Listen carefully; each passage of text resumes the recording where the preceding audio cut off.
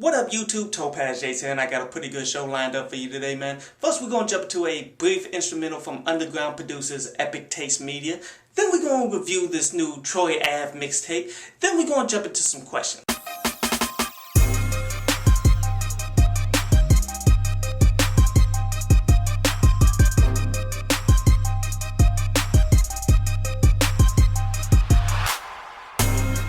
So this new Troy Ave mixtape, man, that Major Without a Deal and such, man, it really comes off as his revenge to everybody that was getting at him for not selling very well. And I feel him on this shit, man. I mean, because he's independent, he's not supposed to sell tremendous fucking numbers. And what numbers he does get, it's all 100% him. So he definitely does make a decent amount of money by selling little.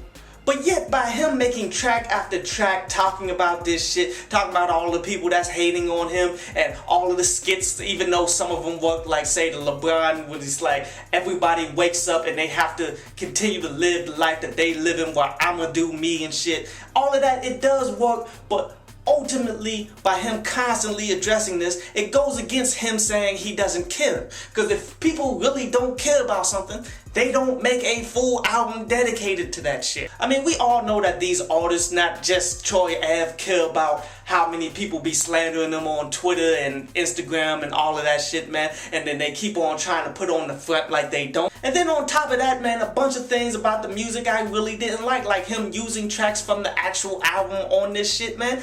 Wasn't cool with that. I mean, whoever's listening to this project definitely heard your fucking album. Why use the same fucking tracks? Then you got like super subpar basic production and shit, man, like that Narcos track. I mean, I understand you are inspired by that actual Netflix series and such, man, to go ahead and rap on the opening theme music, man, but get you a producer that's gonna chop it up and do it justice and actually make it into a dope rap track. But then there's a bunch of other tracks like, say, Bleezy Kyrie, I think it was, man. Just the production is so subpar, the track had no fucking chance. I mean, there was only but a few joints on here that I kinda liked, like that Pac-Man. That joint was pretty solid. And then the track where he's showcasing his homeboy, Young Lito and shit off his label, that joint was pretty dope, but it wasn't your fucking music. I mean, overall, this project just wasn't very good, man. I give it a 4 out of 10, but I did like how he lined up all of his upcoming projects and such, man. Pretty much telling us that Bricks in My Backpack 4 is coming up next.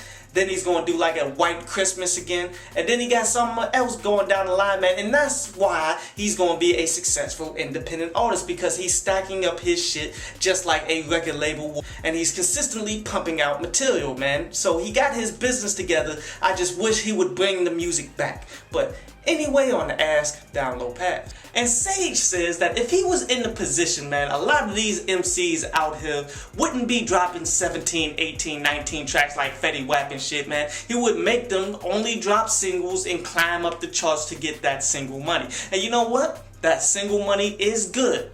Not denying that shit, man, and that would be a pretty good strategic plan for these types of MCs that aren't really balanced enough to make full projects. But ultimately, albums are never going anywhere, man, because that money is too damn good for the labels. Not so much for the artists, but the labels, they want you to drop an album because they getting that bread off of that shit, man. And Second Nature says that in the textbooks, man, they already started taking out slavery and shit, saying that people brought Africans over to work wages in the textile markets and all of that bullshit. And yes, I saw that book, man, and that shit is complete fucking bullshit. They gonna continue to whitewash history and try to take slavery out because they feel bad about the people doing it and them benefiting from it. So they're gonna try to make it seem like we were fucking workers instead of the prisoners of war that we are right fucking now. I hope you enjoyed the show. You can follow me at Twitter up there.